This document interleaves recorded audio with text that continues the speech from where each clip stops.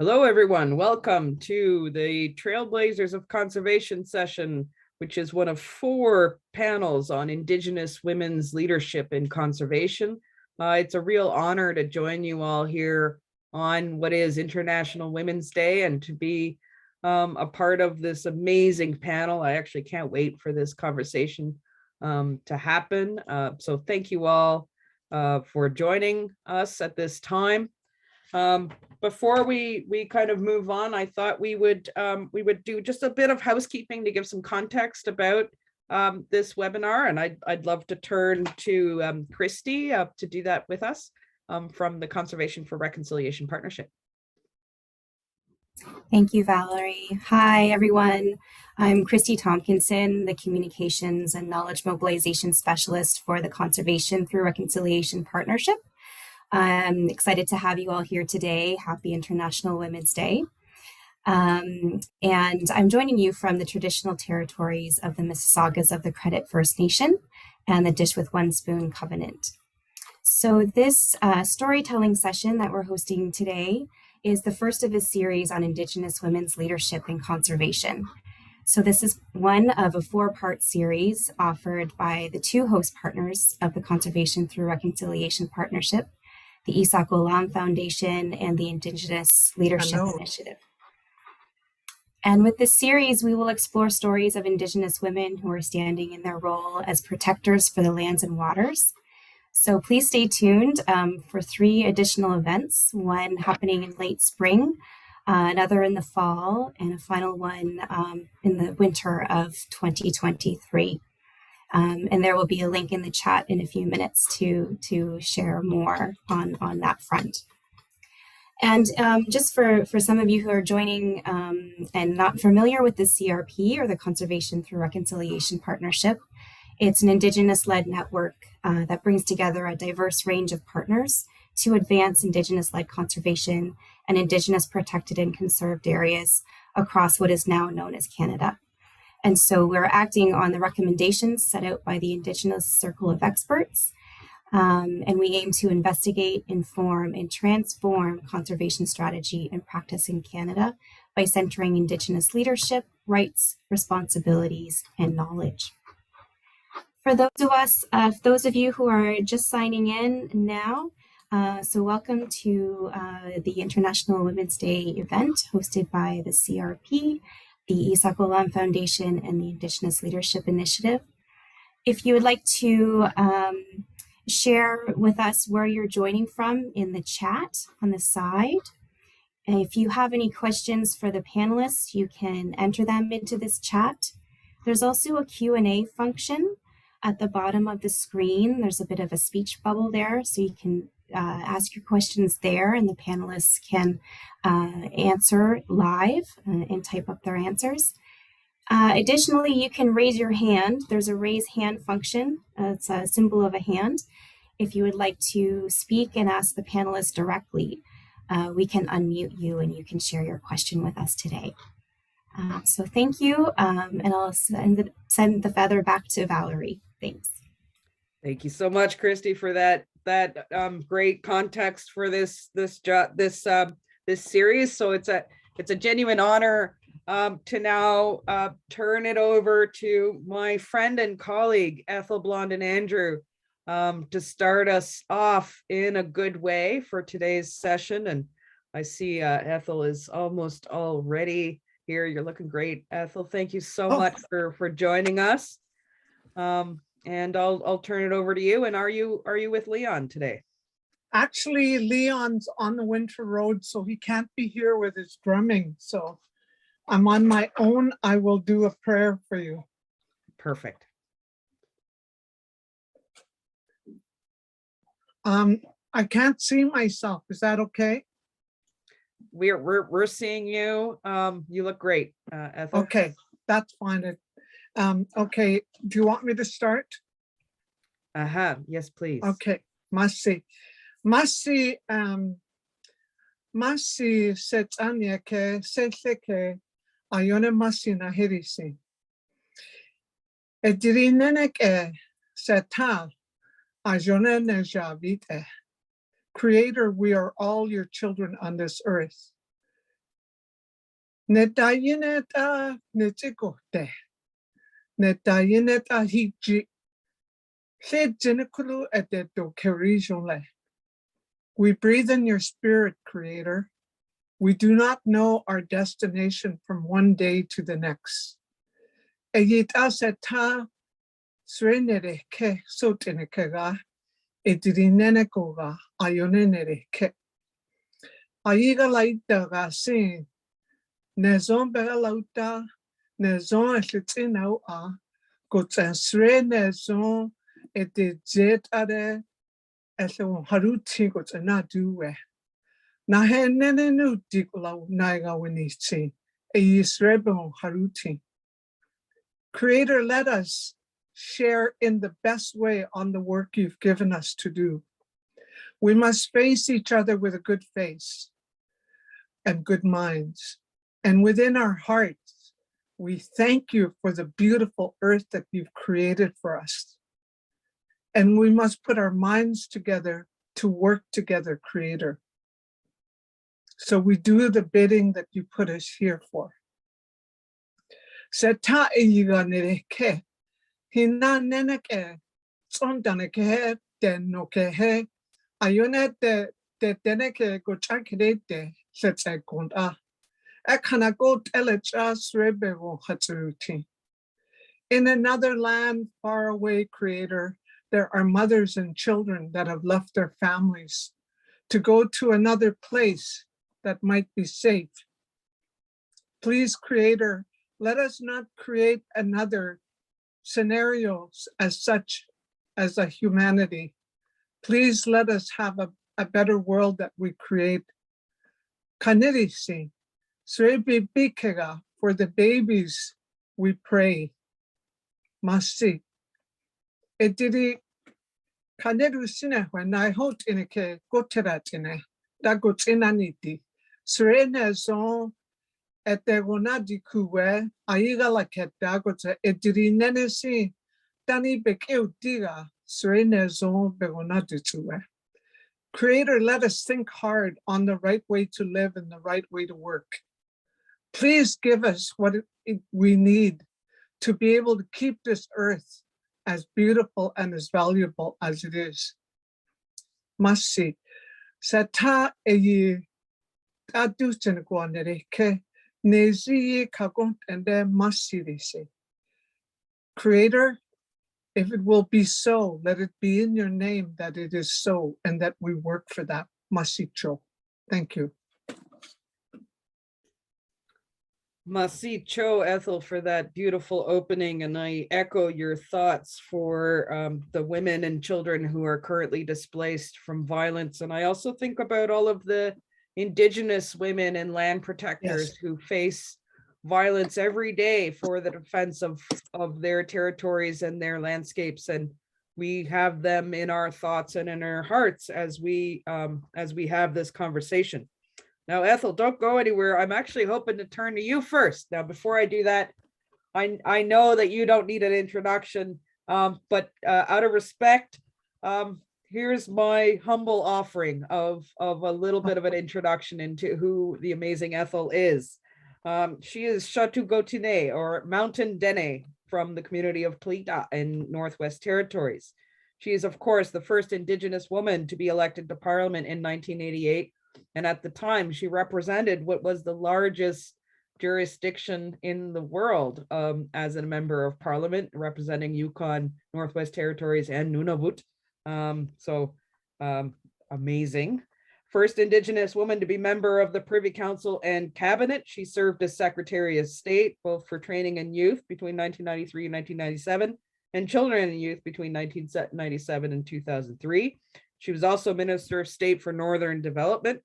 She's been a long time language teacher, helper of children, and really a defender of Dene ways of life. And I'm adding to her bio here because I know a little bit about Ethel, but one thing that really has impressed me about her is her dedication to food security for the people of the Sahtu. And perhaps she could tell us a little bit more about that work if she has the time. But without further ado, Ethel, I'd love to turn it to you to tell us a little bit more about your work in conservation and your perceptions about the role of women and the importance of women as leaders to advance our interests in protecting our lands and waters. Thank you very much. I almost started off in Dene. Once I get going in Dene, I can't stop. It's like French, eh?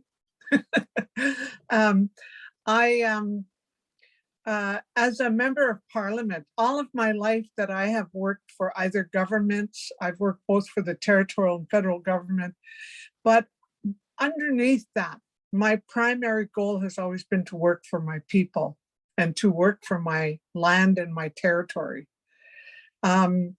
Since I was a young girl, I've lived on the land traditionally till I went to residential school. From the time I was 6 months old, I was on the land with my parents. We traveled by dog team and we lived off the land. My diet was primarily caribou, moose, fish, game, geese, ducks, ptarmigan, rabbits, all the small game. So I'm steeped in that kind of living. It comes natural for me to have a greater appreciation because of what my parents did. My parents lived off the land.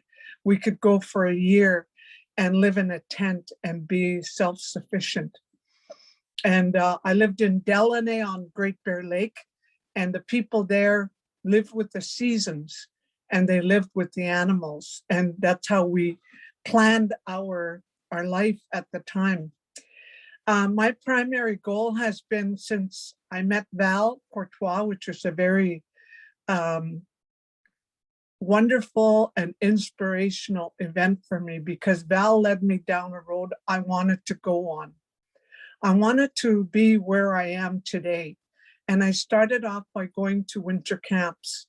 We did 4 camps. We did one at a place called Neriton, where we got guardians, what would be our guardians, together. And we did a camp in January, February, the coldest part of the year. It was 55, 50. It was so cold, but we persevered with the guardians and we trained them in that camp. I was an elder advisor there, and so was my husband. Then we went on to the next camp, which was up the Keel River, which is very much a caribou populated area, and other animals like moose and sheep, but it's all seasonal. You have to know the migration patterns. It's just magic for those kids to see the young people change when they're on the land. It hits on another issue of healing on the land for me. That is such an integral part of what we're supposed to be doing. Cultural fortification, the traditions and customs of harvesting, and also anything to do with the curing of hides. I'm wearing, we mean what we say. We're like Dr. Seuss in our program. I'm wearing a moose hide jacket made by one of the local women. This is a residual impact or a value added of the work we do, and that is the traditional and traditional conservation economy. There's gainful occupation and jobs to be had in the totality of what conservation is. So it's awesome. I also wanted to say that we did that camp. Then we went over to the border of the Yukon, and we did a camp there where we learned about governance, self-government. We learned about treaties. We learned the historical colonization process. Plus we moved forward onto the modern claims, and we did a session with young people there. And there was a young girl who I believe was 8 years old, who trapped 18 gophers while we were there. And I asked her a very silly question. I said, "What do you do with them?" She said, "Oh, I put them on a stick and I cook them and I eat them." it was very sobering because she spent her whole time doing that. And she's probably now about 12 years old, and God only knows what she's up to, but that's what we build when we have these opportunities for them to go to. So we did that camp. And then we did Drum Lake. Drum Lake was the coolest, and I think Jasmine is on, and she was at Drum Lake last year. I wasn't, but the first Drum Lake we did was fantastic. She was there with one of her aunts, and it was so healing and so moving and so different. We had the right environment. You have to create the proper environment for these people to be away from all the distractions. We didn't have TV. We had gadgets that could be accessed for movies and that, but we didn't really use them. We had so many activities going, hunting, fishing, all the activities that were there. So all the while that I've done this, every summer I put on a program, and now I'm glad to say my little grandniece Jasmine Plummer is now taking over the meat program from the hunters. We take all the meat and that they harvest, and they donate it to us, and we pass it, we pay it forward to our people. We make dry meat, we take whatever we can, and we spread it around to our members of our land claims group. So it's a huge way. Last summer was really huge because we hadn't had one the year before because of COVID. Last summer we sent 1,500 pounds of caribou and moose to Delaney by hovercraft. We sent a plane 3,900 pounds of caribou mostly and meat to Fort Good Hope by plane. And then my husband and I, we have a jet boat, and we make runs into the other communities. And Leon made about 4 runs into Toledo with meat as they come off the plane. And then we kind of end our summer by basically trying to give all of the meat away. It was such a busy summer that I forgot to keep meat for ourselves. So we were a little short on meat for ourselves, but we ended up feeling very satisfied. So this is the program that we run. It's not designated, we just do it voluntarily. And we get a lot of satisfaction out of doing it. And I think we're teaching people that one of the most important things we do as Dene people and as Indigenous people is to feed our people. And it's good, healthy food. We also share, and Jasmine could probably talk about this, we share in everything we do. We share in fishing, whatever we fish, Jasmine gives me, her auntie, a goose. I get most of my goose. My husband and I are in the 70s. We're not as gung-ho to go and hunt as we used to be. So we're too busy with our meat program and stuff. So we get from our younger generation. So they in turn are now feeding our people, which is fantastic. And they learn all kinds of things. The guardians, Jasmine is a guardian, and so is Lisa and Jared. They're all related. That's not why, that's just because they volunteered and they're there and they're willing to do it. But it's a healthy lifestyle. So cultural fortification, linguistic strengthening, the value added of conservation economy, hide tanning, how to harvest properly. When we were at Drum Lake, my brother-in-law Ricky set up with the young people, the guardians, set up a store, a country store with caribou, all the moose and caribou and fish we harvested, and set up a store and did a giveaway to everyone. Everyone walked away with something. It was a sharing store. It was a meat market and it was a food market. And that's what we did at the end of our camp to show the whole essence of how we share in everything. So we have that. We have the training of the guardians. It can be almost anything you need to perform the job on the land can be further strengthened by the people that we hire. We hire professionals who do safety, who do orienteering on the land. We also did topographical mapping. My husband and I and my brother-in-law know most of the places on the land. So we took a map and we did the whole area. That is not how we learned it. We learned it from going there, and my husband's been everywhere in the mountains. So I don't think I have much more time. I'm taking too much time, Val. There's no such thing, Ethel. We always Okay. love hearing about some of the work you're doing, but I do have some questions for you when we get back, but let's move to the other panelists and hear from them so that we can Please. have a moderated conversation. So next up is our friend and colleague, Bev Sellars. And Bev, I've been such a fan of your work ever since we met all those years ago when we first started the ILI.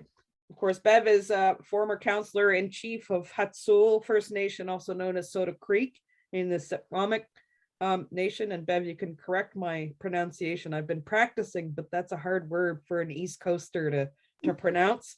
Bev is also, of course, an accomplished author, and you might know and recognize her name from the Canada Reads List book called They Called Me Number One, which is an award-winning book, as well as the book Price Paid, which The Fight for First Nations Survival, which was a history of Canada from the Secwamic perspective, and a wonderful read. If you haven't seen those books, please do check them out. They're at all your favorite bookstores. Bev also holds a degree in history and law from the University of Victoria and the University of British Columbia. And she's the former chair of FN WARM, also known as the First Nation Women Advocating for Responsible Mining. So without further ado, Bev, I'd love to turn it over to you.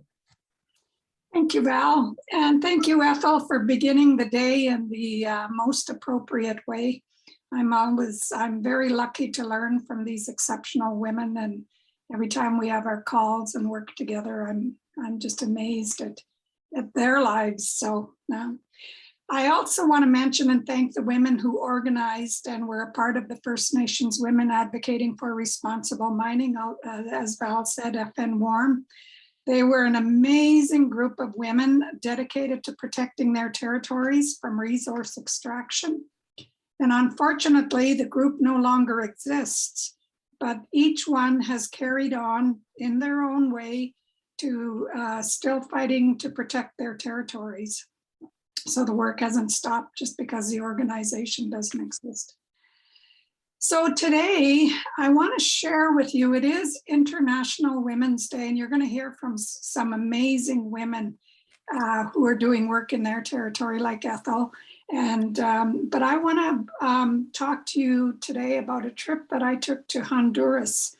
And I want to highlight one amazing, brave lady who was assassinated during the night in her bed. So on April 8th, 2016, I received a call from Mining Watch Canada asking if I would be interested in joining a Canadian delegation to Honduras. I was told of the murder of Berta Cáceres that happened just a month before. Berta was an Indigenous leader of the Lenca tribe in Honduras and was internationally known for her work. Berta and Chief Marilyn Baptiste, who you'll hear from later, you'll hear from Marilyn, were winners of the 2015 Goldman Environmental Prize. So I was unsure whether I would go, but they asked if I couldn't go, whether my daughter, Nuskamata, also known as Jacinda Mack, whether she might be able to attend. Jacinda was the coordinator for FN Warm at the time, and I had Googled Honduras and learned about the incredible high crime rate, particularly murders. I quickly moved my commitments for the week and accepted before Jacinda had a chance to even consider it. I was going to Honduras. So the capital city of Honduras is Tegucigalpa. We were greeted at the airport by our hosts, Graham and Raul. They had a sign that said maple syrup. We'd never met before, but we knew who we were looking for when we saw that sign. So perfect. So Graham, a Canadian, had led many delegations to Honduras and Guatemala, and Raul, a Honduran, would be one of our translators. So Berta was the mother of 4, a grandmother, a daughter, a sister, and a friend to many. Since her early teens, following the path of her mother and some of her siblings, Berta lived and worked against all injustices, all inequalities, all discriminations, and all Mother Earth destroying activities. She was the co-founder of COPIN, an organization which stands for Civil Council of Popular and Indigenous Organizations of Honduras. The first day we went to a rundown Coliseum where the International People's Gathering was taking place. The gathering was called Berta Cáceres Lives. Groups from an estimated 22 countries participated in the international gathering. The gathering was intended to bring international awareness and support for Berta's family, who was calling for justice for Berta. It was horrifying to find out that Berta's mom and family saw pictures in the newspaper of Berta's body in her house after she had been assassinated. At the gathering on the first day, they showed a video of Berta, who had predicted her assassination. She knew she was targeted partly because of the award that she had won, and she told her brother that her assassins had been hired. There were well-documented threats against Berta in connection with her outspoken opposition to a mega dam project and other projects that have been initiated in Lenca communities without their free, prior, and informed consent. But despite all that, Berta stood her ground and paid the ultimate price. Since around 2009, easily over 1,000 Hondurans were killed for political reasons, the assassination of Berta being the most widely known. And now I know who the murders are committed by down there. It's not the everyday people. At the conference, we heard from Berta's 2 amazing daughters, who on the day their mom was murdered, vowed to carry on the fight for justice for their mom and for Mother Earth. One phrase that was common in so many speeches was, Berta didn't die, she multiplied. Berta's daughter said her mom was a rebel, even in death. She talked about her grandma, who they called Mama Berta, who was 82, but still on the road for justice. I was so moved by them, and later Graham introduced us. I was honored to be in their presence and in awe that they carried on with such strength, despite still mourning for their mom and still getting regular death threats. They thanked us warmly for coming and carried on to do the work they were trained to do. The facilitator during the latter part of the day, when everyone was wilting from the heat, asked of everyone, "Are you tired? Are you tired?" Everyone in unison responded, "No." Over the next few days, I learned the Spanish phrase and heard it spoken on numerous occasions when the day was stretching our human capabilities. Someone would shout out in Spanish, "Are you tired?" And everyone would respond, "No." That was the true spirit of resistance. It lifted everyone's spirits and gave us that extra bit of energy to keep going. In the afternoon, we went on a march with at least 2,000 protesters. Police and the military, of course, were everywhere with their video cameras. We made sure that they saw that Canadian Indigenous people were in attendance. We held our signs high right in front of their video cameras. We made our way to the presidential palace, a good 2-hour walk. It was so hot and my legs ached. Someone hollered every now and again, "Are you tired?" In unison, everyone shouted, "No."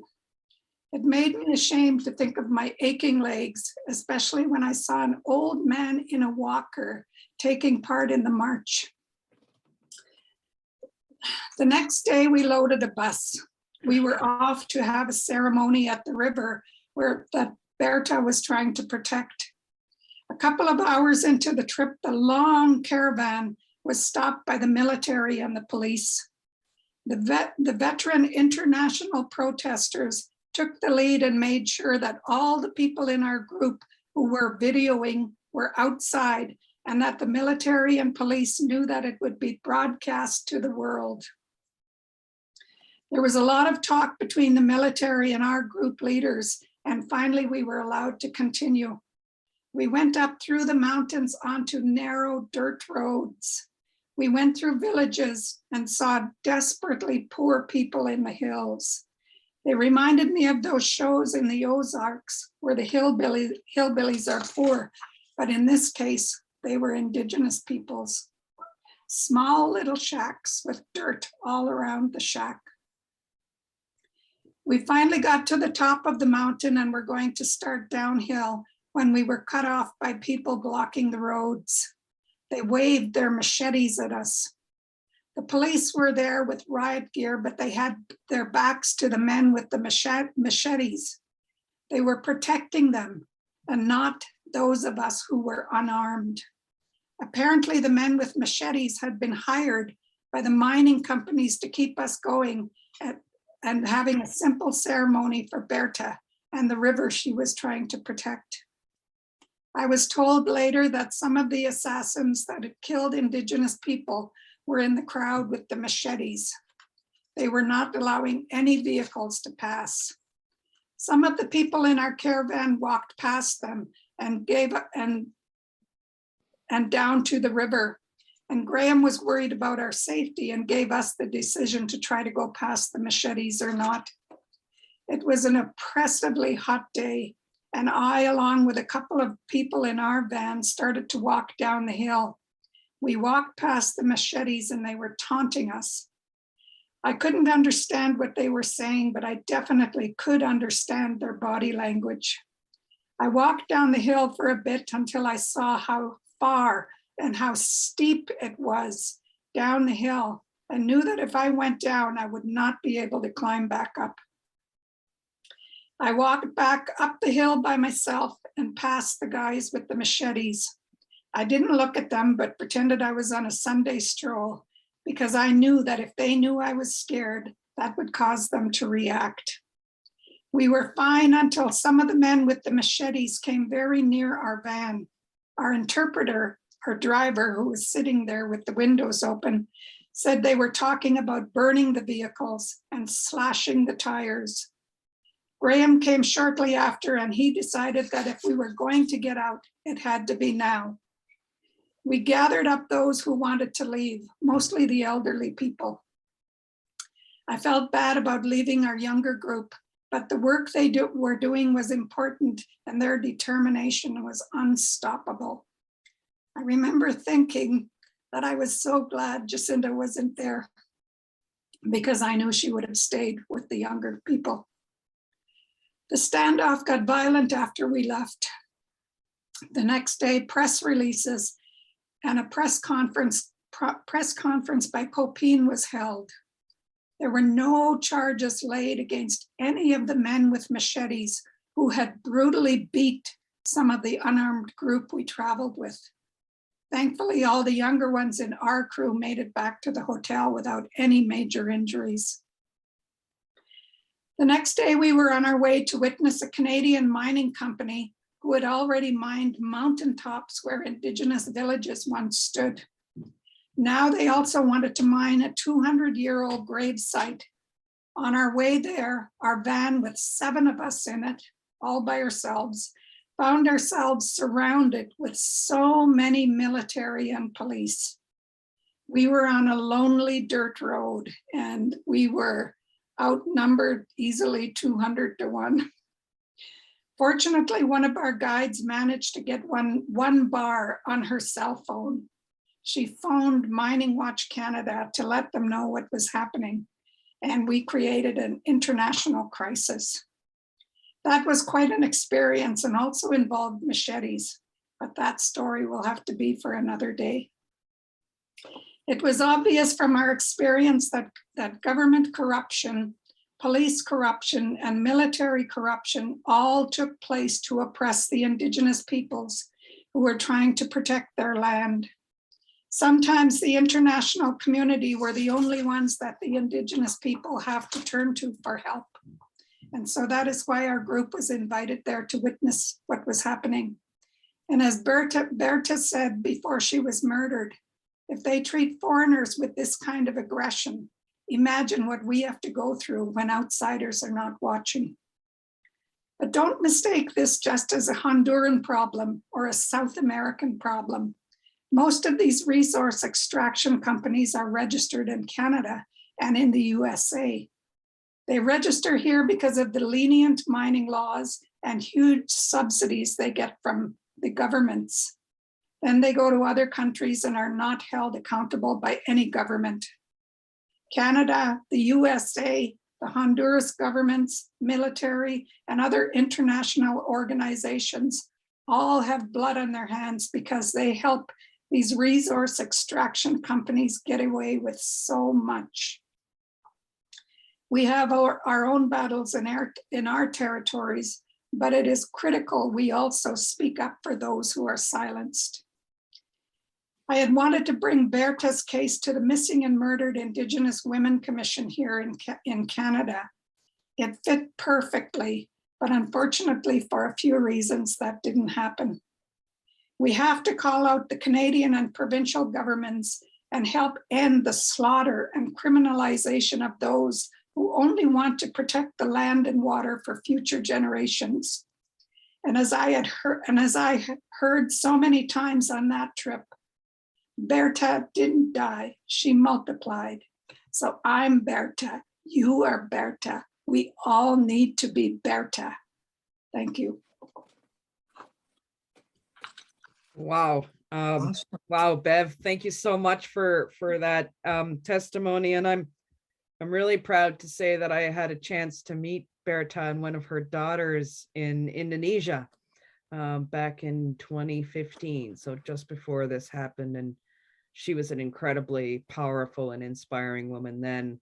And I can, it's so heartwarming to know that her daughters are carrying that work. And as citizens of the country we now call Canada, we have to recognize that many of these actions internationally against Indigenous peoples are perpetrated by companies who are registered right here in our country. And we need to do better about demanding excellence from the industry that in some ways represents us as Canadians when they are identified as Canadian companies in these other areas. So thank you so much for sharing that story. At this time, I'm really proud to turn it over to Amberly Quakegesic, and I didn't have time, but I would have liked to like switch my shirt so that I could wear the Wahkohtowin shirt. I've gotten to know Amberly over the last couple of years, and she's just a real rock star, and I'm really thrilled that she's here with us. She's a member of the Brunswick House Cree Nation and lives in Chapleau in Ontario. She works for Wahkohtowin Development as the Guardian Program Manager. And she's really doing that in an optic of rekindling her relationship with the land and reclaiming her cultural identity by focusing on youth empowerment, cultural revitalization, and knowledge sharing with communities and elders. So Amberly, tell us a little bit more about your journey of leadership as a young Indigenous woman. Hi, thank you. I'm really honored to be here. I'll start with that. As for my story and a bit about me, I actually didn't grow up around Indigenous women, and in preparing for this talk, it really occurred to me how much that affected my upbringing. I was adopted at a young age. I grew up off reserve with no connection to community and culture, and then in reflection, I spent the better half of my 20 years soul searching for where I belong and what brings meaning to my life. So I went to school several times. I graduated with a BA in Law and Justice because I wanted to fight for the underdog. And then I proceeded on to social work because I wanted to help the less fortunate. And then I did a BA in my Bachelor of Education afterwards because I really wanted to work with youth. And at the end of it all, there was always something missing. So somebody told me that is what you can call cultural starvation. So ever since I started working with the Guardian program, I've been on this journey of rekindling and reconnecting with my culture and my identity.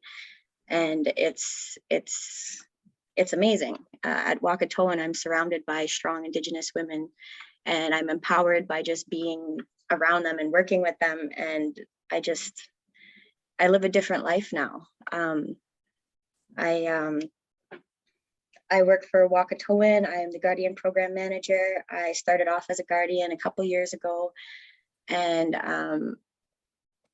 it's never felt more right.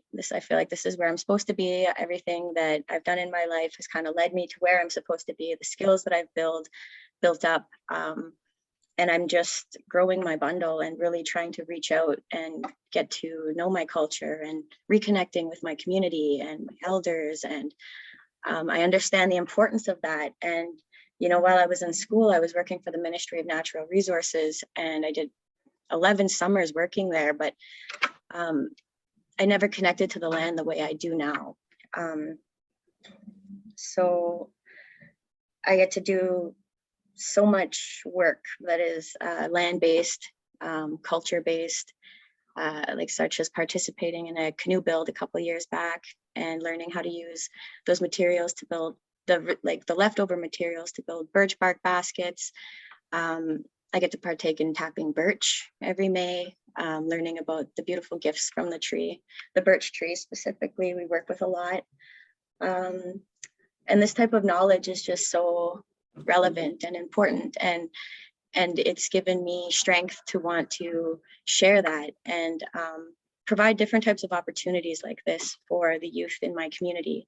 So just being a part of the planning and trying to decide what's missing, or getting to know the youth a lot more on a different level and my community, and addressing those needs and trying to empower the youth to build skills and build their bundles. It's meaningful, and I'm just really excited to be a part of it and to continue working and advocating for Guardian programs, because I think they're so important. Yeah, so that's a little about me. Thank you.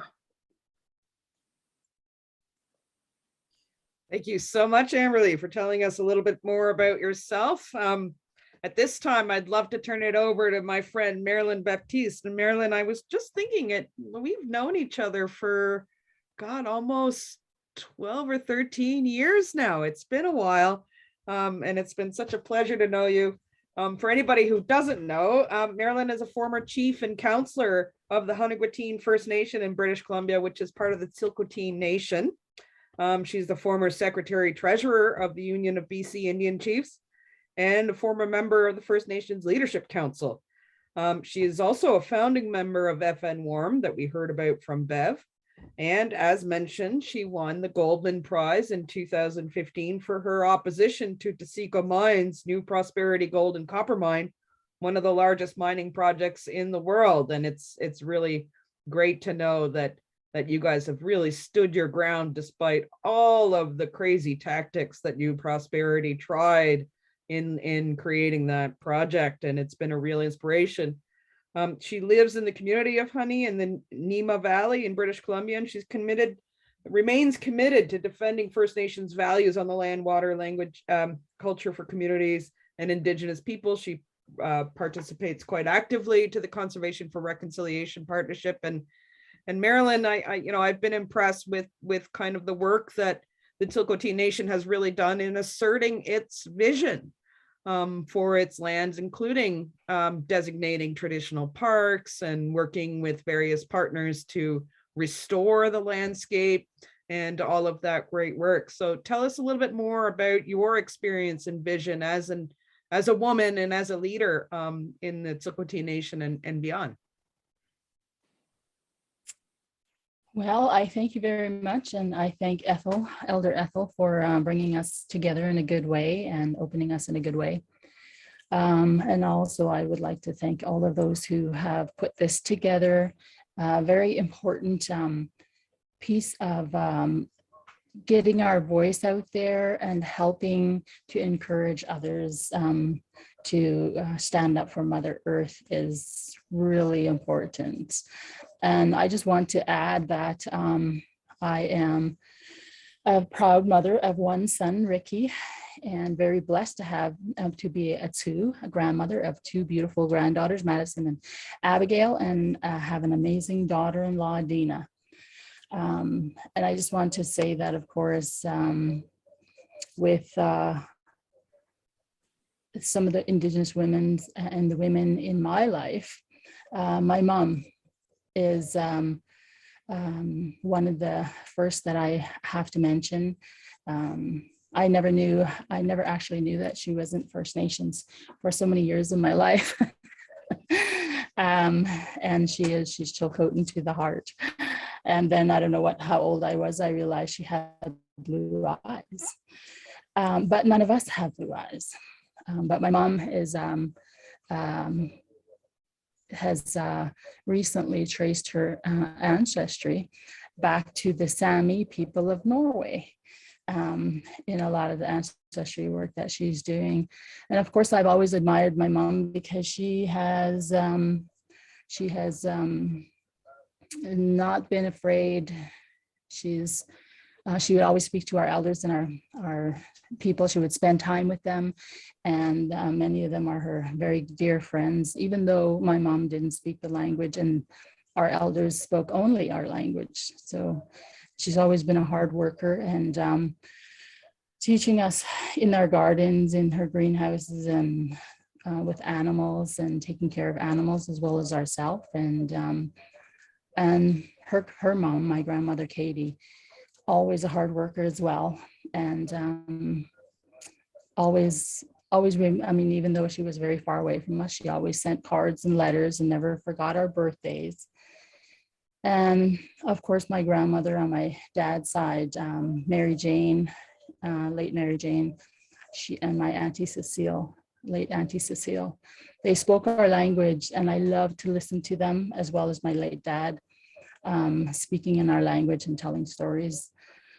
My grandmother, Mary Jane, who lived at Estela, had the hugest garden always, and we loved being there. And of course, because they're on the Fraser River, they had a better growing space and more of a growing season. One of our late elders, Madeline Sita, is one who I've always looked up to. She's a very strong elder who spoke only our language, always hardworking and very kind. And another person in my life that I have noted many years ago, when Indigenous peoples were starting to actually, I guess, put our people forward, put our people out there, and there was these role models. Pantu Cardinal was one of them. I always remember that one. And more recent years, I met Danica Littlechild. She is from the Muskogee in Cree in Alberta, a very amazing young lawyer, and I met her in Geneva, Switzerland, with the UNCERD, the United Nations Committee on the Elimination of Racial Discrimination. and Amy Craft, an amazing person, and so well versed in land back. And there, of course, are so many others. I guess I am following my my cues that we received, and I guess one of the things that I would have to say with you know, with our fight as Chilcotin people, and always being on the forefront and holding the line. You know, I've learned a lot from my dad growing up, and of course, both of our parents, learning or teaching us to respect Mother Earth and our future generations. Just being out there on the land and being with us, showing us our land and the importance of the waters and the wildlife, fishing and hunting, gathering, and their compassion for the people and our way of life, and 7 generations plus. I always remember that, and teaching us our history, you know, and not to be wasteful. I always remember, you know, always being told you don't waste food, you don't waste, there's children in this world who don't have what we have. And from a very young age, I knew I wanted to follow in my late dad's footsteps as being a leader. I wanted to know what sovereignty was. I always wondered why our people drank so much, because it hurt them like it hurt my dad, and that hurt me. And I used to wonder, why can't they just stop drinking? Well, in my life, and the more I learned about residential schools, Dad told us stories, and through as well, I learned a lot through my work. And also that great grandpa Eagle Lake Henry did not like or agree with a church because of what they did to our people. And many people have shared, you know, that many of those memories from residential school are in what they call Black memories. They have blocked them out so that they can survive and carry on and continue to be strong. That's a part of our survival. And a part also, you know, with our elders' advice always is, you know, don't be high tone, don't speak high tone, and don't use big words. So it's always about trying to help to bring our voice forward in the most direct and clear way, I guess. And in my leadership, not long after I was elected, late Chief Robert Shinta from the Xat'sull Nation, he was a leader when I was elected, and the first advice he ever gave me was always introduce yourself as who you are first, and then Chief. For example, Chief Marilyn Baptiste, Chief Hani.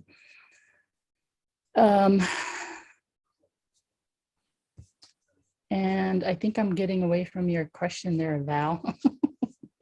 I don't believe that for a second. I mean, this is exactly what we needed, Marilyn. It's a bit of your story and kind of how, as a woman, you are inspired in your leadership. So you're doing great.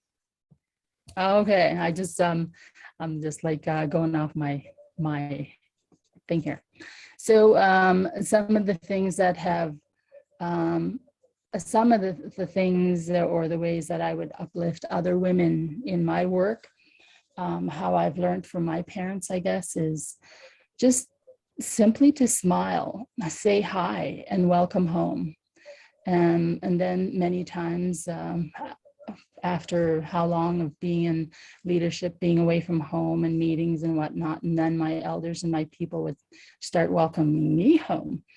And after I've been gone for a bit, so that becomes, and it's really, you know, just acknowledging, letting our people know that, you know, you see them, you hear them, and you love them. always encouraging women and girls to shoot for the stars and believing in them, not judging them, listening to them, talk with them, as well as men and boys, encouraging all to join in with drumming and singing. I remember one time we were in a gathering at our community hall there, and we had this a young man, Harley, I call him Harley Hawk, and he was probably only about 5 years old, and he got up there to the mic and he did a drum song that was so amazing. And it's one of the things I'll never forget. And his grandmother, his late grandmother, is a drummer and singer and she's from our community as well as one of our other communities. So pretty amazing, and just encouraging our people, our young girls and women to join in. You know, one of the vision that I had in going into leadership as well was about having the drums, reawakening the drums. And I traveled to a Statlium gathering one year. I can't remember if it was 2008 or 9, but former Chief Roger was doing a presentation there on the court case. I wasn't going to go, but I really wanted to go there. So I did. And I was so thankful that I went along and to witness. Their gathering was amazing and beautiful. You know, they have the runners who went to all their communities to let the communities know that they were having a gathering in this certain one of the communities. And so at a certain time, the runners were coming in, and everybody went outside and they stood on two sides with drums and whatnot. And everybody was elders, men, women, children, were drumming and singing the runners into the gathering to begin that gathering. It was so powerful. It was so amazing and so thankful. That was a part of that vision, to see that, you know what, our Indigenous drums and song are awake and awakening and getting stronger. And I guess also for, you know, just to all the women and girls out there, just mentoring them anytime you have an opportunity. We had summer students always, also mentoring through children and families and supporting with children and families justice and encouraging education. And of course, our Xat'sull people being on the front lines since contact, obviously, as we all have been. But really opened my eyes wide, even though, you know, I've learned a lot from my dad in his time as leadership, which was very important to me in my life and in my learning. Learning so much from my late dad as well as my mom. They were here for the community and worked with the community. A part of our history that we've learned, and we always need to continue to carry that on, is, you know, our war chiefs of 1864 were there protecting our lands and our waters, our wild salmon, and for us, the future generations. If they did not do what they did, we wouldn't be here today. We wouldn't be who we are. And that's what I reflect on a lot, because it is a part of our history. And also in my late dad's leadership, it was protecting our lands and waters from the national parks. The dark history as it did not include our Indigenous rights and title. And they were trying to create a national park here on Chilko Lake. And then also back then, it was protecting against BC Hydro's wet dreams, as I call it, threatening to dam our 3 big lakes for hydro for someone else. And it was a very great fear for our people. And our people are always on the fight, always under threat, you know, and it's not always easy on our elders and their health when we are constantly under threat. And it has always been a fight to get our voice as Indigenous peoples into the media in our words. So back then, my dad as chief in the community were part of what is called the Walt Disney film, The Bears and I, with Chief Dan George. And I always reflect on that as well, because that is a part of our fight. That is a part of our voice out there, not just us, but, you know, Chief Dan George and his descendants, that same fight they are in right now against a pipeline.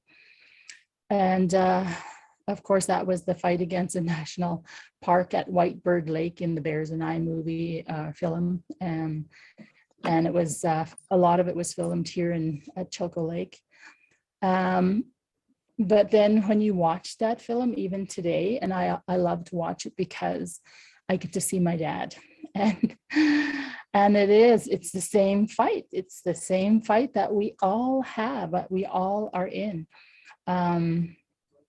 And yeah, and of course, it's been so many years, again, fighting against clear-cut logging in our territory as well, where former Chief Roger was a part of the roadblock that led to the rights and title case. In 2007 was the rights declaration, and then 2014, the title case. And of course, always against mining and explorations as well, the white paper policy. And of course, with the media piece, in Roger's time, they did a documentary, Nehemiah, the Unconquered People, to help to get our true voice out there, to help people understand what we were fighting for and why. In my time as a leader in leadership, it was the Blue Gold, the documentary, bringing our lands and water and people to the panel hearings in 2010, because we were not allowed on the land with the panel because of Amazigh Lake, the fight up north, where they were on the lake with the panel. So then they wouldn't allow us out on the land. So we put it in Blue Gold in the film, 2 days, 9 hours of filming. And we brought the land and our people's voice to the panel. And I have to say, in that, it was hilarious, because the first day of the panel hearings in 2010, the first order of business was a motion brought by Taseko Mines Limited to not allow the documentary Blue Gold to be shown to the panel. And of course, they asked if we would be willing to be questioned throughout the whole process about that film. And of course, Roger and I agreed. We had no problem with it. And that part of it was, I feel bad in saying, but it was kind of fun. And some of it was interesting, just the silly questions they asked, and being able to defend, you know, that the voices of our people through the Blue Gold documentary was an honor, was a great honor. And of course, also during that time of the fight for Tilton was closer to home filming with APTN to also help get our voice out there and get our story out there. And generally, I mean, for all of us in this, it's about spirituality. During the time of our fight for Tilton, Wolverine, or late Art Manuel, brought Wolverine because he wanted to come to Tilton and see what we were fighting for. And that was a great honor to be able to guide Wolverine up to Tilton, and just visiting with him and hearing from him. And one of the things, the great advice that he gave, of course, number one is spirituality. And if it weren't for the spirituality, he doesn't know if they would have survived the fight at Gustafson Lake, how many years prior. And so he shared with me about that experience, and how they had all of their guns and their lies, and, you know, the whole the whole process that so many people go through in their fight to save Mother Earth. And of course, the elders' guidance always. And one of the first things that we had in the fight for Tilton, Anna Marie Sam, a very dear friend and sister, like a sister to me from Nakasley, Fort St. James. They were fighting against Mount Milligan, and her and Amy Crook came to visit our community just to share what they were going through. In Nakasley, they went through a comprehensive environmental assessment process, which meant that all of their people's voice and concerns and issues had to be written down and was presented to the panel. And it's like, when you have to do it in that form, it's not directly from their voice, from their heart and seeing their people. It's on paper. And how do you know that the panel got to actually go through the entire paperwork, the comprehensive submission? And so, of course, when we went through that process, and when we had Anna Marie and Amy visit, our people were so thankful to hear from them, to have them.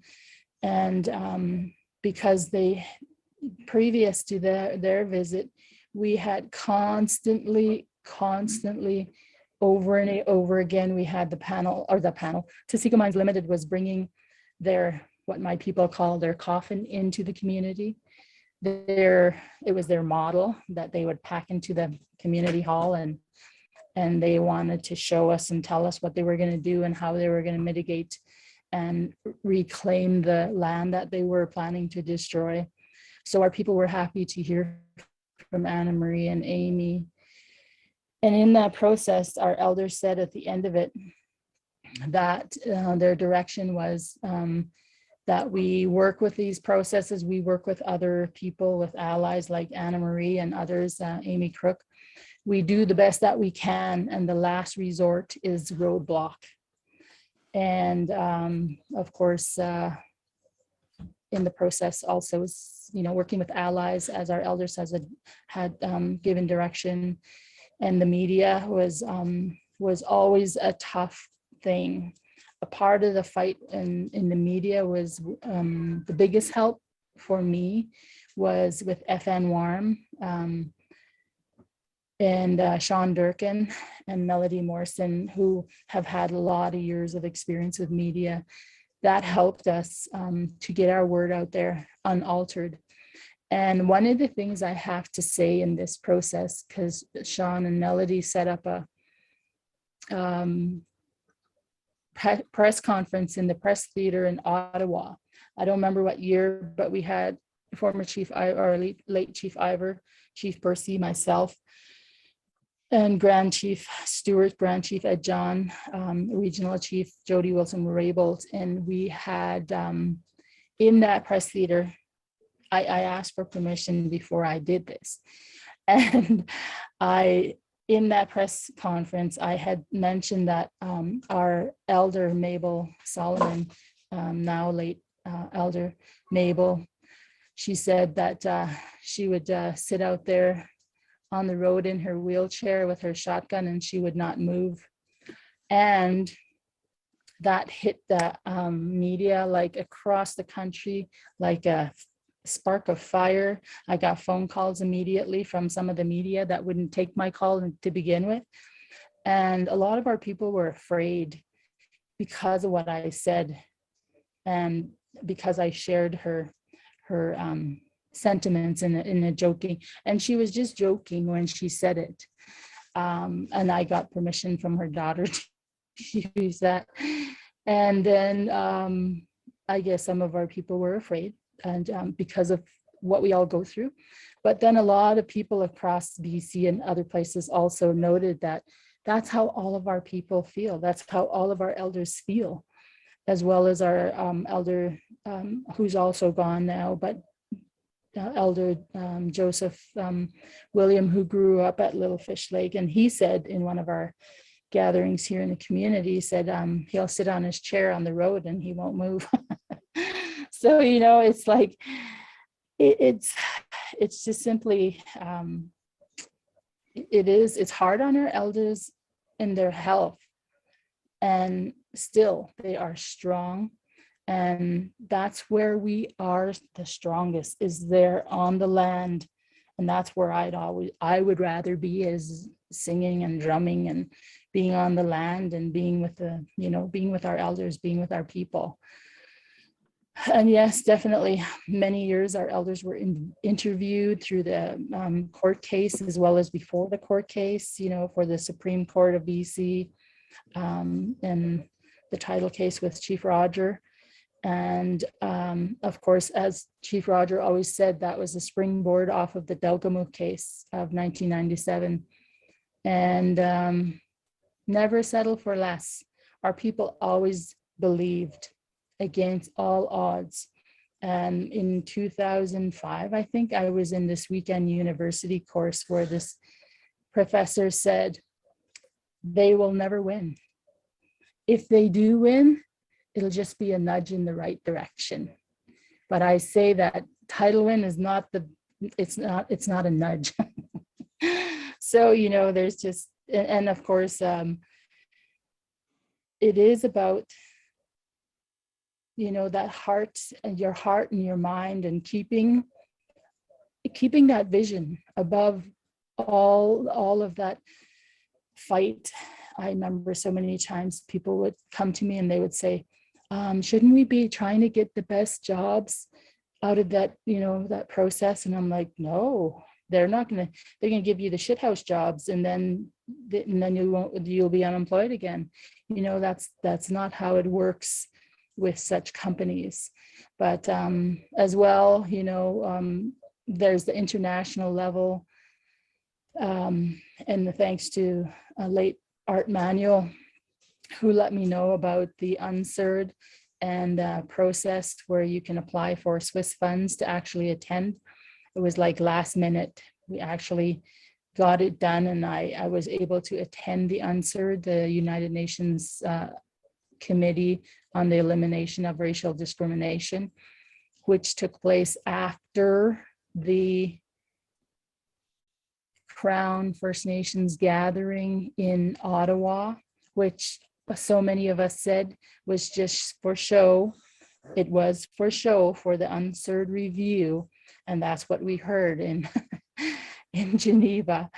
But it was really important to be able to be a part of that process, like Danica Lilchild and many others who were there ahead of me. Anna Marie Sam was ahead of me, got there ahead of me, and they had met and they set up meetings with committee.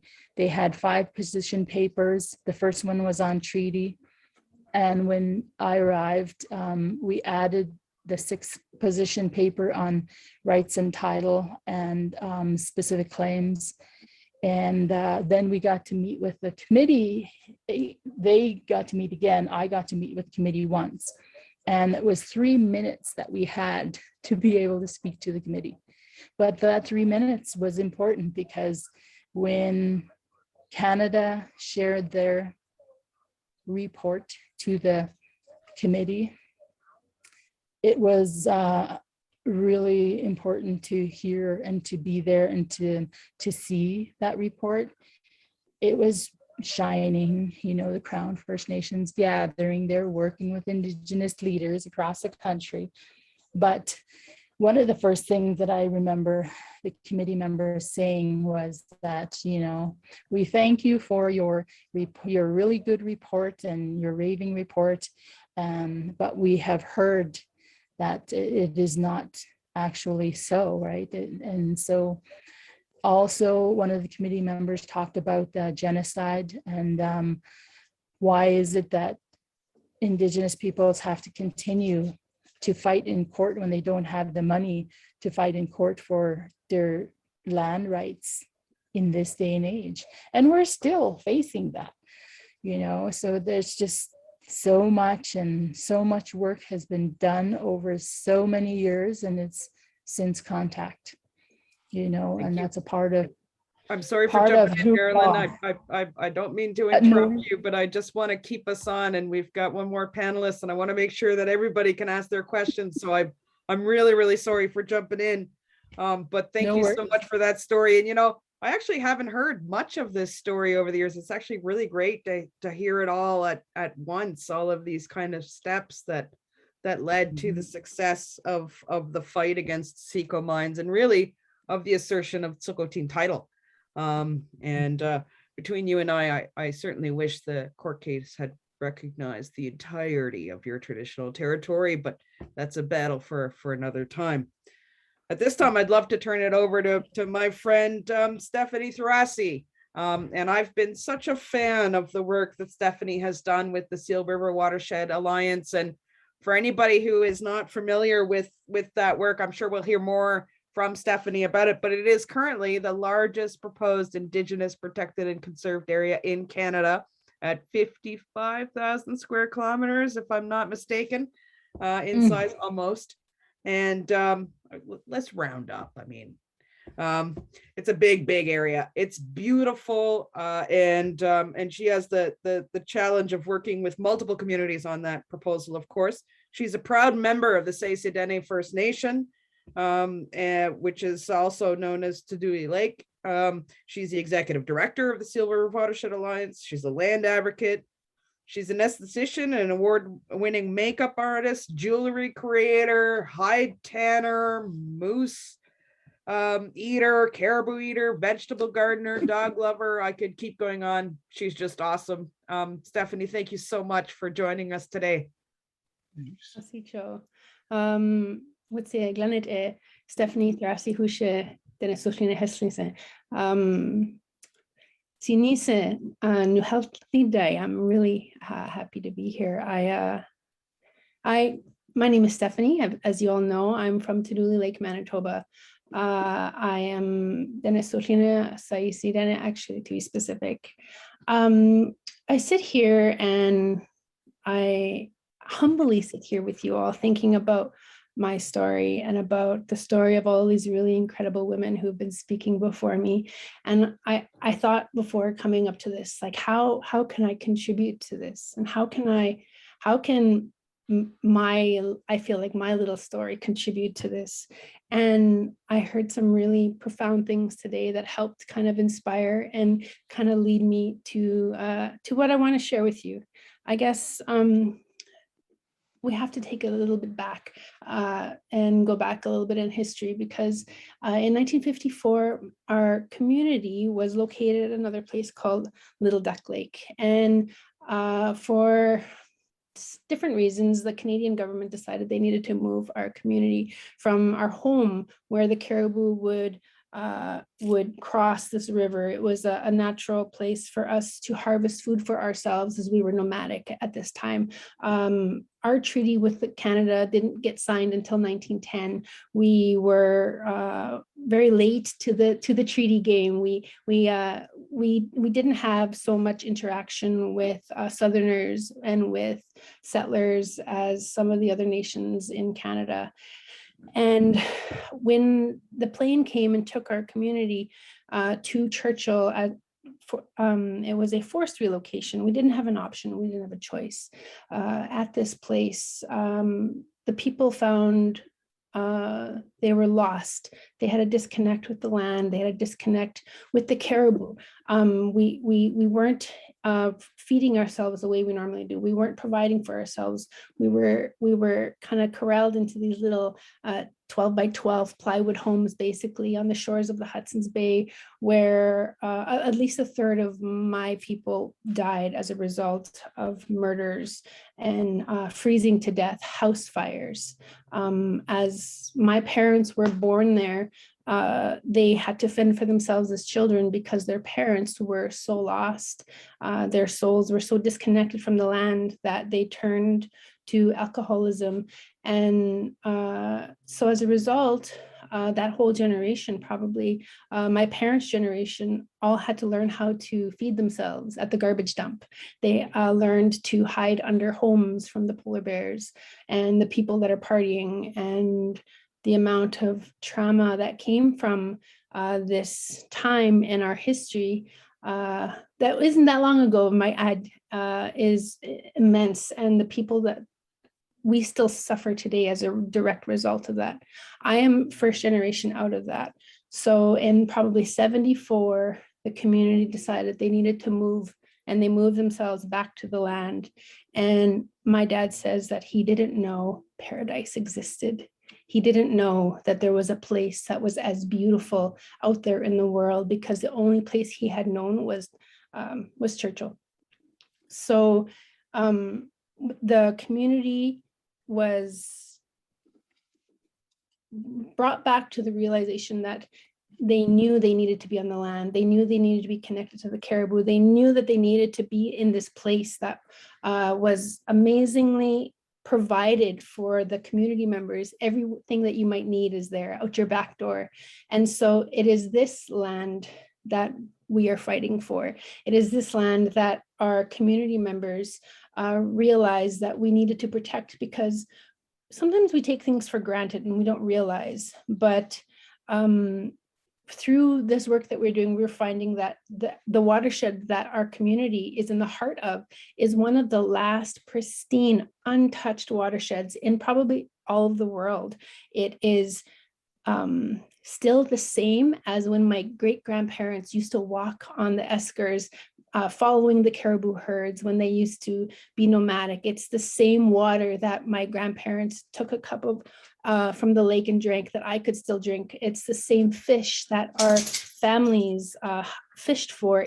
It's virtually untouched by pollution and by people, because we're so far outside from the rest of the world, I guess. We're pretty remote. So in terms of the work that we're doing, I suppose we understood how important it was, because we know that we're all networked one way or another.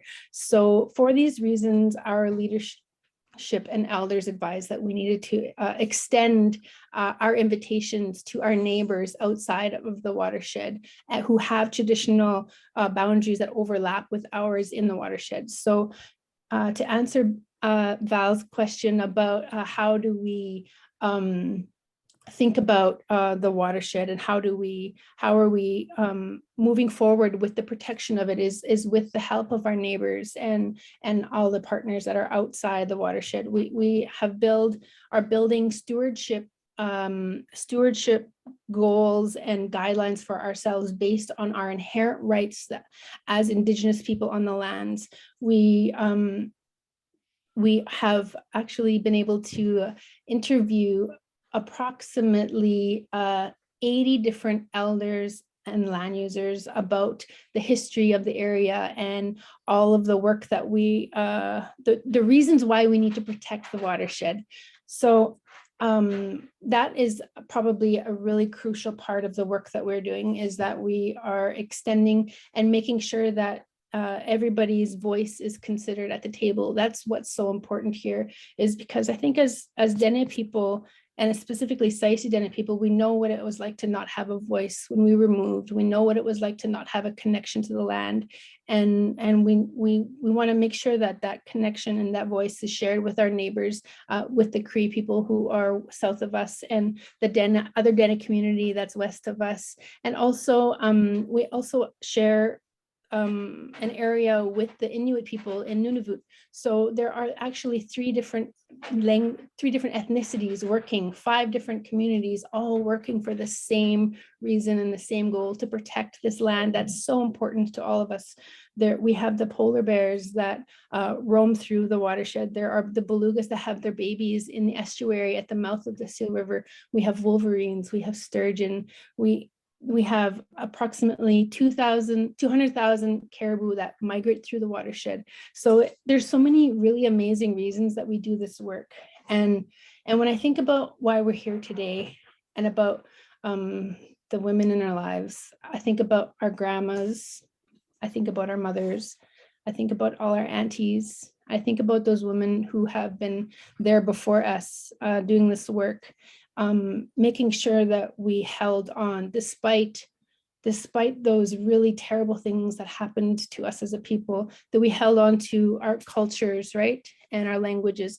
And although that's something that we still struggle with, there's still some people there that can help us if we look and we try. And that's some of the things that I think about in the work, is that just talking about the work we're doing, talking about hide tanning, talking about just making like traditional foods and sharing that with people, and making sure that we have a connection to the culture, which is what I think is so important. And sharing our story, which is another really important thing that I think needs to continue to happen. It was a really, really terrible time for our communities, and as a first generation out of that situation, I think that it is a part of my job to continue to spread awareness about this and to share the really exciting goals that we have for the watershed, and in protecting this area of land for our future generations. Is that's what kind of the goal and the vision for the work that we do. Thank you so much, Stephanie. And for anybody who doesn't know the story of Xat'sull Dene, I really encourage you to research that. It's an important thing to know about the history of the country that we now know as Canada, and the effects and the intergenerational effects of displacement. And it's so great to see Stephanie and the whole work of the Seal River Watershed Alliance to just overcome that dark period and look to the light of protecting land and of being who you are. That's just amazingly inspiring. Now, the powers that be, I'm hoping that you can bring in all 5 of our panelists here so that we can go into a bit of a question and answer session. So here's how it's going to work. We're a little bit behind time, of course, but that's not unusual for an Indigenous led conversation. It tends to happen. So what I propose is that I'll go and ask one moderated question, and then we would turn to the audience. So I'm hoping that the audience can use the Q&A function and type out your question. I will review those questions as moderators and try to pick 1 or 2 that we'll have time to address in this session. And of course, we'll record all the session. There are 3 other moderated webinars that will take place. So understanding your questions will be really great. But first, I'm going to ask a 2-part question and you guys can jump in as you'd like in answering this. But as leaders, I'm sure that you've been inspired, and Stephanie just talked about this, the aunties and the other women around you in the development of your leadership. So who are some of these women that have inspired you, and why are they inspiring you? And then my second part is, how do you then, as a woman leader, uplift other women in your community and pay that forward, that inspiration? So who's inspired you, and how do you inspire others?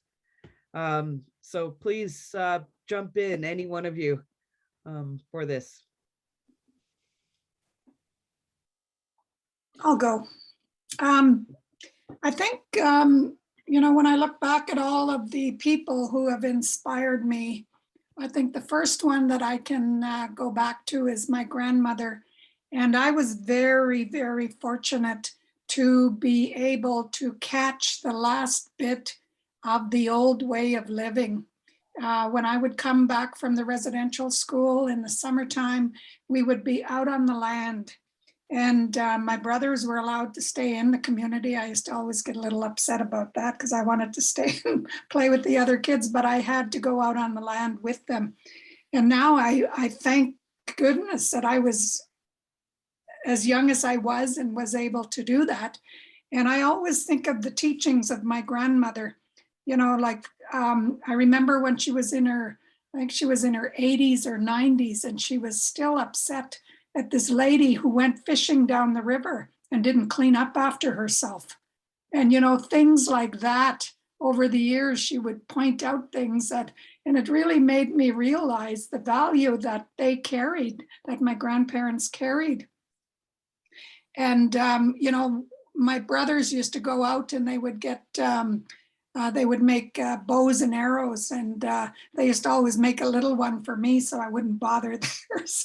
But my grandmother was always so insistent that they didn't kill any, they didn't shoot birds, they couldn't shoot birds, and they couldn't kill anything that we weren't going to be eating. So those lessons along the way, and you learn them as a child, and when you become a leader, you remember those things. And so, you know, you look at others that are killing birds for nothing. I was watching the Andy Griffin show a while ago, and it just turned me off because they were looking for entertainment and they were going out to this gravel pit and they were going to be shooting crows. And I was like, what? And this is on TV. And I don't know what years that show was on, but I was like, and so they make it okay to go out and shoot crows for sport. So I would have to, and how do I inspire other women? Geez, how do I hold them up? I mean, I think I just individually, if somebody does something good, you have to compliment them, you know. And if I have the opportunity when I'm doing a presentation like today, Berta, what an amazing woman. And she still lives, you know, like, and as somebody texted me, you know, we're not tired. Thanks for that. We're not tired. We'll, you know, and so she is still inspiring people. So, yeah. That's it. I can go next if, okay. So for myself, I guess someone who inspires me in the work that we do in connecting people and in networking is there's a couple ways to say her name depending on where you're from. Thanandalthid is how I know to say her name, but others know her as Thanandalthir. She's a woman from the 1750s, a Dene woman who was a captive. She was a slave, and she escaped, and she made her way back to the area where Churchill is, and the fur traders who were working at the fort realized that she was actually a really valuable asset because she spoke multiple languages. And so for that reason, she was able to mediate and to talk between the Dene and the Cree people and the fur traders that were there, and to bring peace to the lands, because at that time people were fighting with each other. And so that she's somebody that I really look to. I have this really nice little book that was done by one of my friends that I really admire.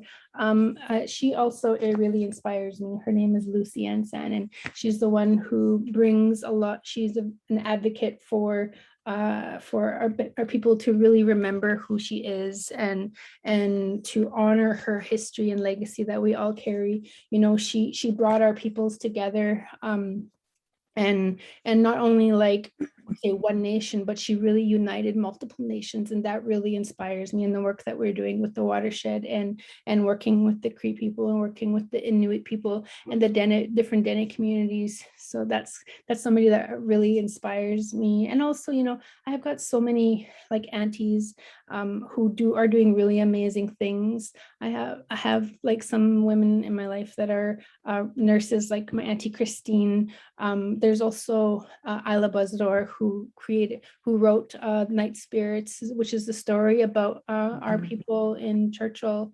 So I have my auntie Gladys, who was a former chief. So there's so many different women there, like my mom, who made me this really beautiful caribou hide vest. You know, the work that she does, she's always making beaver mitts and all of these, like she makes something for everybody, I swear. And so one day I hope to aspire to make something for her. the same way that she's also making things for everybody and keeping our culture alive. And in terms of how do I help to uplift, I really hope that I share the knowledge that was given to me in a good way to other young people who might want to know about hide tanning or about making egene or dry meat, you know, or those kinds of things that I really love. Being out in the land, being connected to the land through my grandparents was something that I'm forever grateful for, and having that and learning those skills from them. And I really think that recognizing that everybody comes from a different place and giving them space and as we mentioned earlier, really complimenting them on where they are in that space and time, and encouraging them to continue in their work. Bev, you're such an inspiration, Bev. I'm still thinking about Berta and all the women globally that inspire you. There's so many of them. And Stephanie, you mentioned Thenelda there. I am such a fan of that woman's, and I'm glad to see there's a book.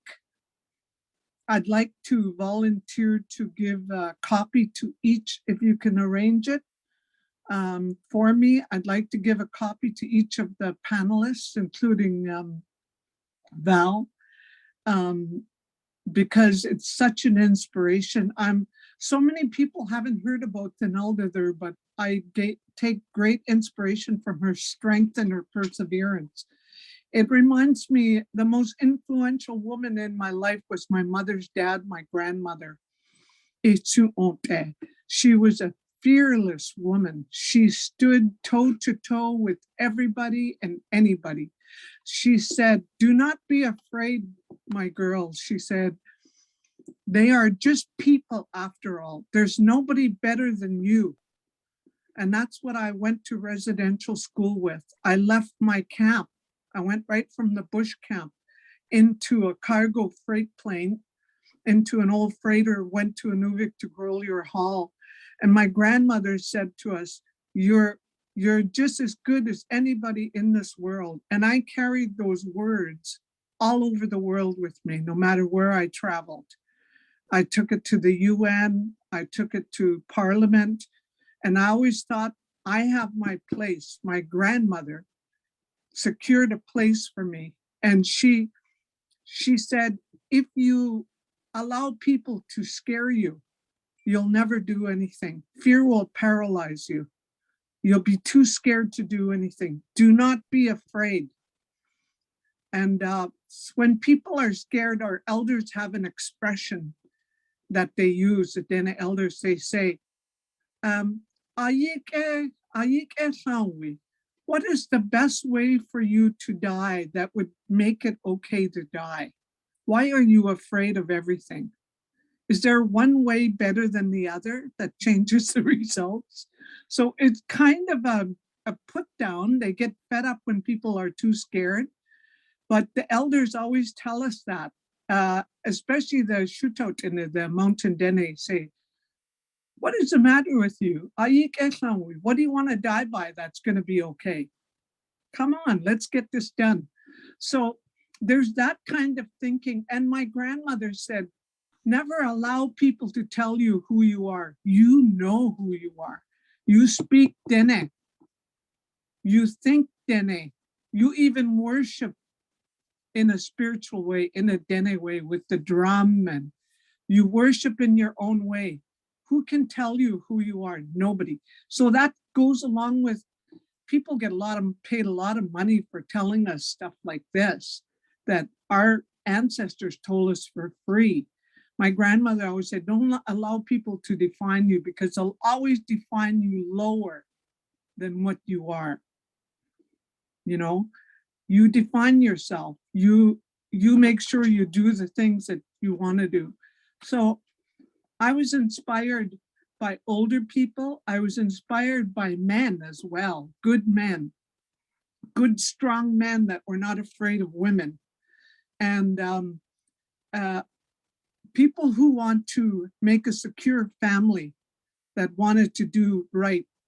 Male or female, they're all good. There's a job for two in this. And sometimes women have to do it alone. Sometimes men have to do it alone because of circumstances. But if you get a dynamo coupling of any two human beings, that's magic as well. The one thing that I learned too is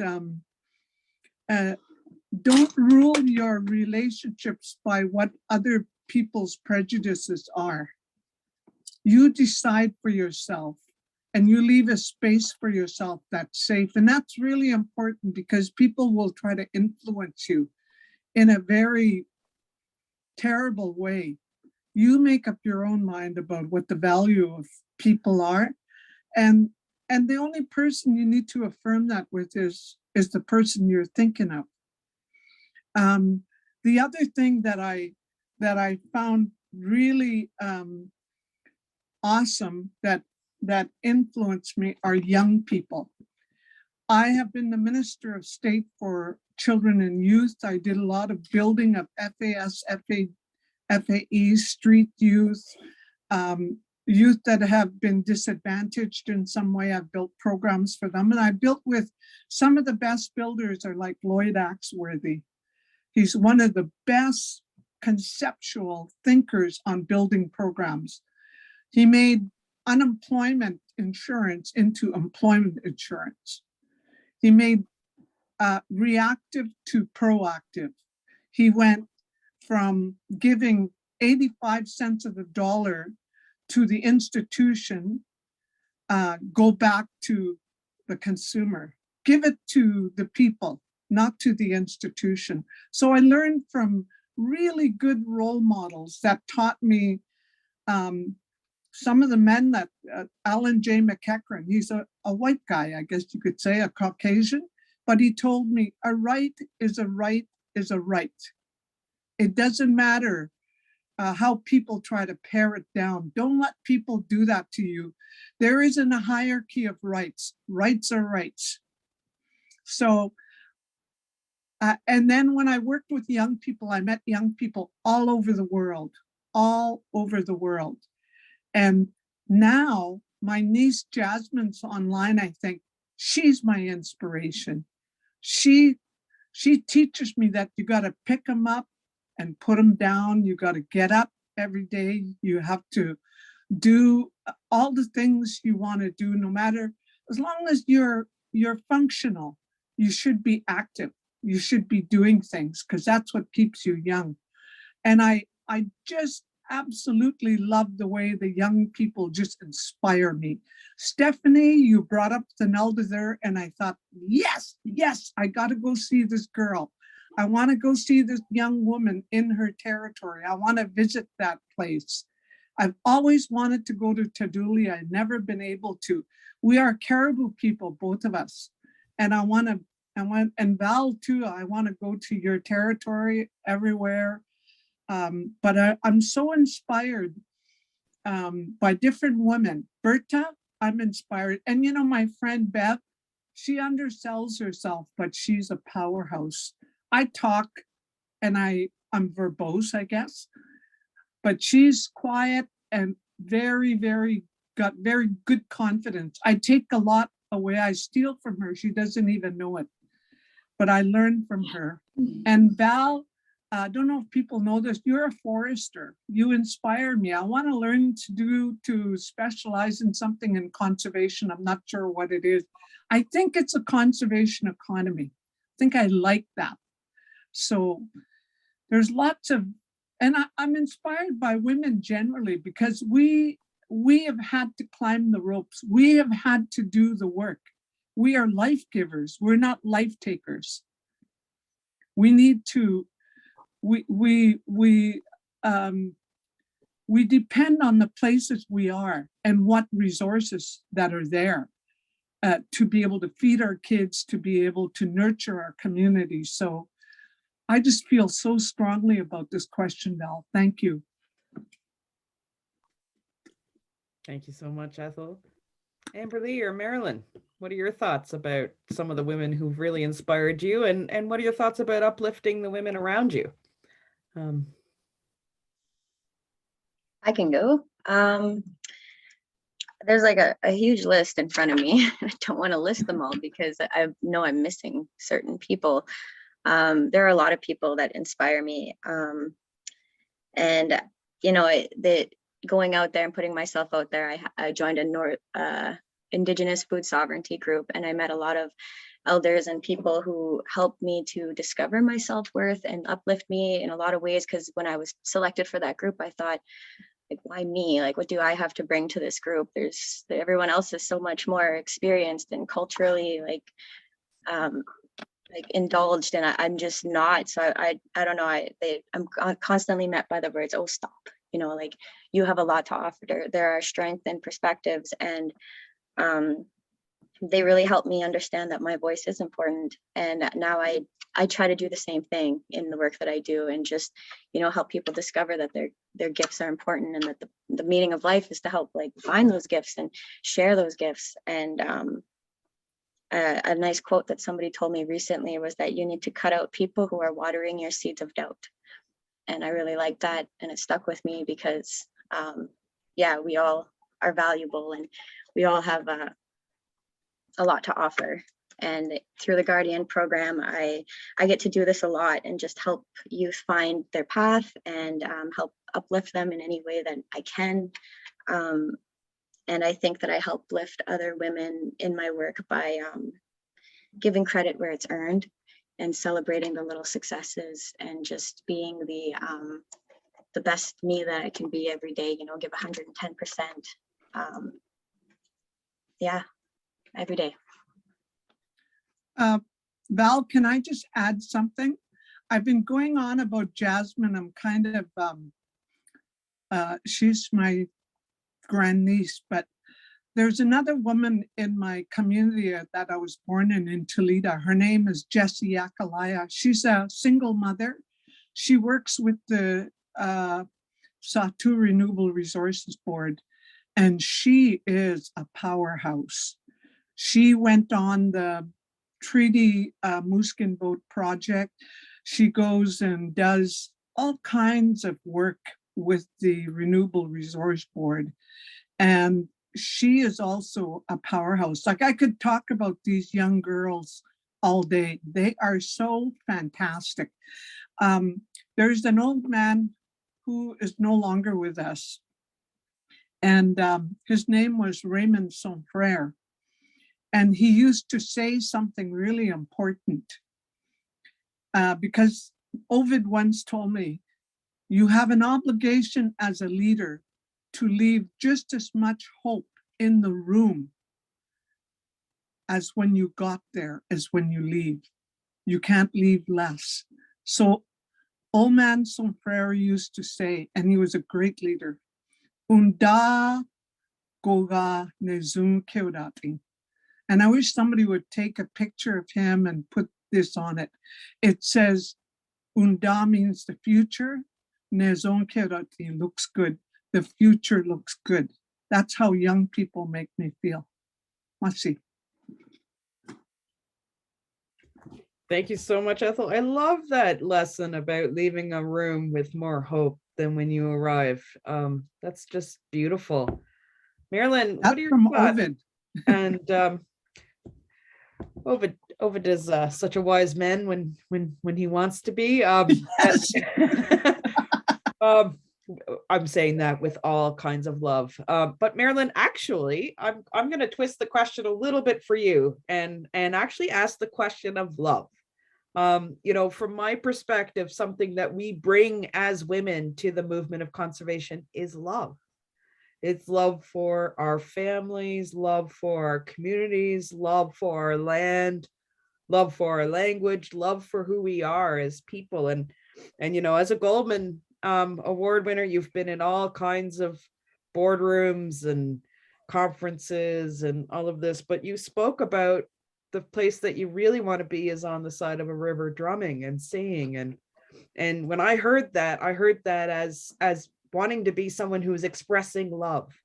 So what are your thoughts about that? And you know, and of course, answer the first question if you don't want to talk about love, but I just detect that in you, that you have the ability to Give speak. us the love. No, I was just going to say that I have already answered the first questions when I started out earlier, and but I was going to share a legend story, but that was being asked in the chat. But a part of that love, I think, for me is just being able to learn, learn our place, our space. What you see behind me is Chilko Lake, is one of the largest lakes in our territory and in the Chilcotin, and is a part of the wild salmon run. That's a part of our being as a people, as Indigenous peoples, being connected to the land. That's the love that I guess I know, and it goes deeper, and it's a part of the healing for us. Because many years ago, I couldn't tell you that I love me, because I had to go through my journey in finding out what that means and how do I love me. A part of that is knowing who I am, where I come from, and knowing our history, being able to, be out there with our people on the land, standing with our people in the panel hearings, standing on the road by the river. And I have to say, very, very blessed, very thankful. My dad, my late dad, taught us to dip net on the Chilcotin River down below Xat'sull Stone when we were young. And this past summer, we got to bring our two granddaughters there and taught them how to dip net. One was 10 at the time, one was 3. And our youngest granddaughter, Abigail, she caught 3 salmon with her at sea. Oh, wow. So those girls, they are looking forward to going back to that river and doing that again. And for me, the same thing. I'd rather go dip with a dip net on the river rather than going to a lake with a rod and reel. No offense or anything, but I think a rod and reel is a little bit more, it's not as exciting for me, but that's a part of the love that comes through me, and I'm able to pass that on to my grandbabies and my nieces, my nephew. It's always encouraging to learn the language, because I'm not fluent in my language yet, and I'm always doing different language projects and doing as much as I can with my grandbabies, and they teach me as well. So to me, that's a part of what the love is, and being able to be on the land with the land as a part of our healing, and being able to resource us. Every time when I was, when we were in the fight for Tilton, when I guided Wolverine up to Tilton, that was a part of that strength, and giving me that strength and that love from the land to carry on, to be able to get back out there in those boardrooms and in those meetings and hall or whatever, to carry that fight forward. So, thank you. Thank you very much, Marilyn. We're coming on time, but I just want to address, there is a question in the Q&A function, so I'll just read it out for you guys. You can also see it if you click on the Q&A at the bottom of your screen here. What are the roles that women can play in healing the anger, sadness, isolation, and loss of connections that we so often see in men in our community? And I'm going to just add a little bit to this question, but from my nation's perspective, we have a very clear idea of what a good, healthy Innu man is, and what a good, healthy Innu woman is, and kind of how you would, but a lot of those concepts are sometimes not necessarily modernized with the realities and the pressures that we feel. And so what can the leadership in women do to then turn and uplift our men as well in our communities? Any thoughts from the panel? Well, Val, allow me to start this because I'll tell you, my husband and I have been through this journey. We will be married for 30 years this summer. We married later in life, and we're both traditionals. We're both born in the same community. We've both been through all kinds of issues, and it ended up because of alcohol and how it affected our relationship. My husband ended up in jail while I was still an MP. And today, my husband is the man he's supposed to be. He's a spiritual drummer. He is a peace-loving man. He wants to give back to his community, and he has. And that's because we were able to slay the dragon of alcohol and other things that are unhealthy for people in any kind of a relationship.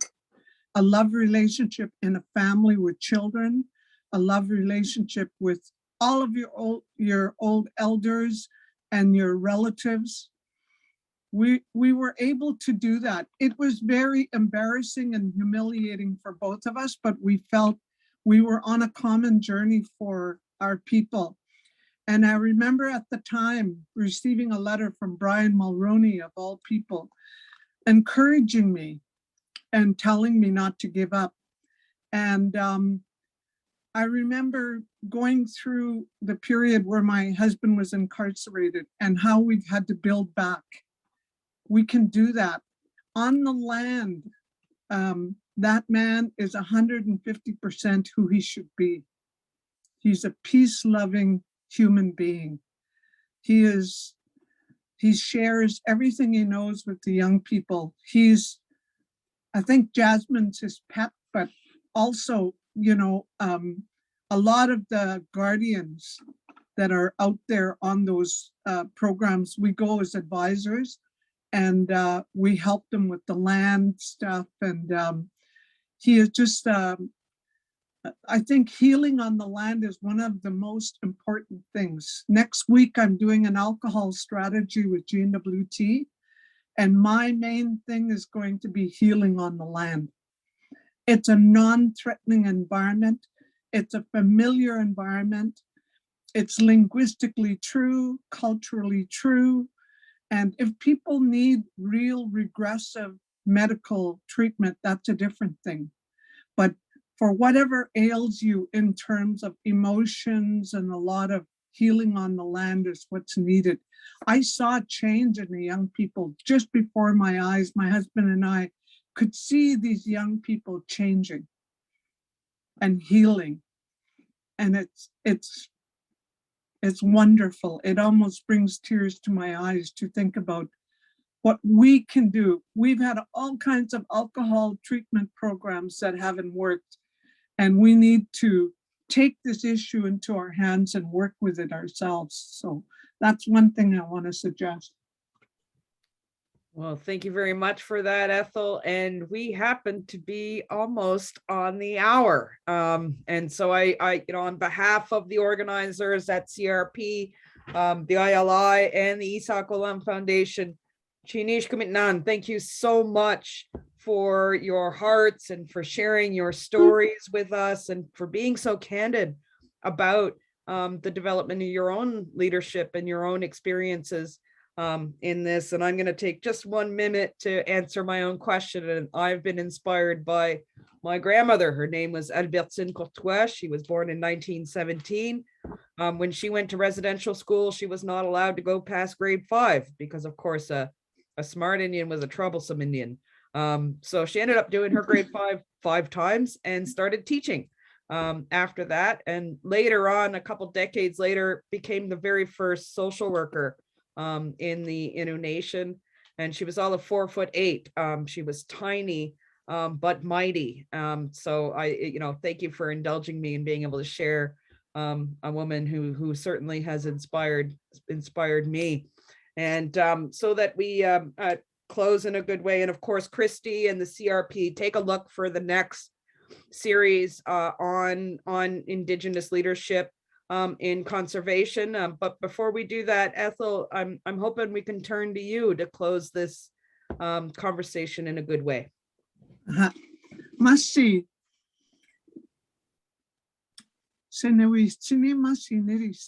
Dear Creator, I say thank you to you. Edujine la dene noke dene deke ayonete kugo jinelde go to the shwago on masi go to on. Today is a day where we have to thank our sisters, our grandmothers, our mothers, and women in general, and say thank you to them for their journey.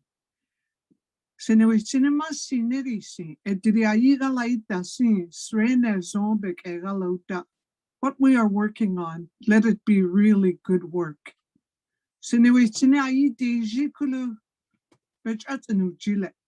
Even though it's challenging and hard, let us not be afraid to face it.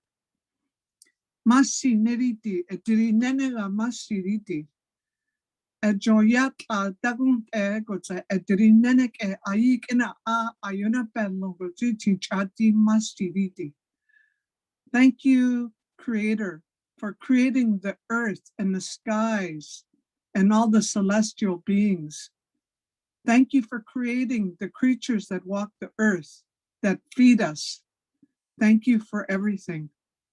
Masi srene zona ivanikuna on, gote masi beta es the hera lauta sre nawitia go. So it's masi.